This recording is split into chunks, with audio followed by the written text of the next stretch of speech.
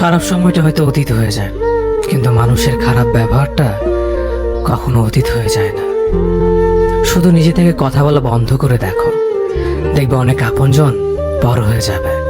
আসলে কেউ আপন হয় না।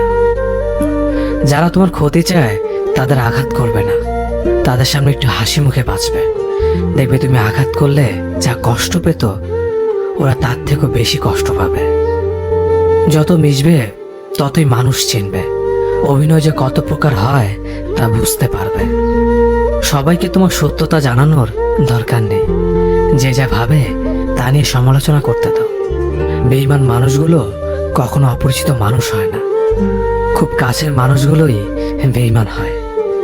মানুষ চেনা শুরু করলে এমনিতেই বন্ধুর সংখ্যা কমে যাবে, এটাই বাস্তব।